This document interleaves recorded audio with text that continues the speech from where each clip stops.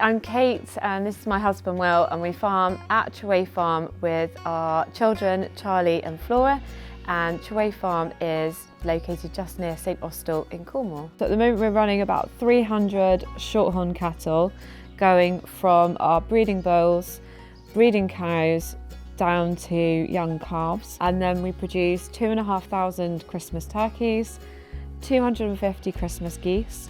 And then we also are working with several partner farmers who are now producing hogget, pork, got stalkers shooting venison. All of that is sold on our online platform, or we've got our little pop-up farm shop every Friday, and then we still do the Treway Farmers Market on a Saturday.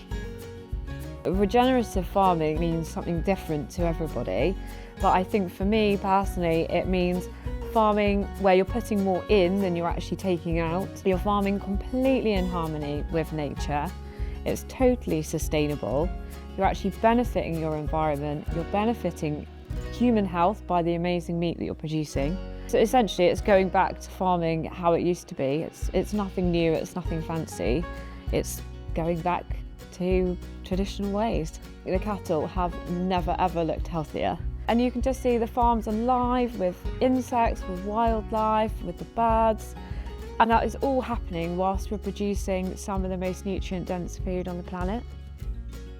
We're part of the Farm Net Zero monitor farms. So every year, Farm Net Zero come out and dig holes and soil test. We see how much carbon we're storing in our field, and it's great to see the results that with each year, the way we're farming, we're storing more and more carbon in our soils.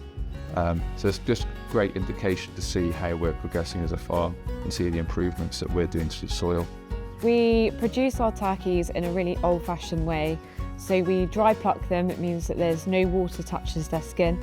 What that means is it's hugely labour intensive, but you get an incredibly finished bird that's been hand plucked by a person, and I think there's something really special about that. We then hang our turkeys, so like you would with a piece of beef, we leave that to hang. That allows those flavours to develop. You get a really nice, rich, gamey flavour. Also, that hanging time improves texture.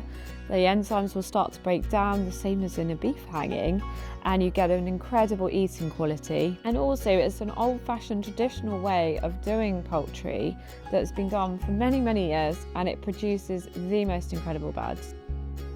Beef, geese, and turkeys have all won multiple Great Taste stars, which is phenomenal. Those awards are so difficult to get, those stars, and everything that we've ever entered we have, very fortunately, received stars for, and there's something really special about getting those in real food awards. You can think that you produce the most delicious, amazing meat, and your customers can say that, but when you get those high-level food judges saying, oh my goodness, that was incredible, it's amazing. None of this was ever a plan.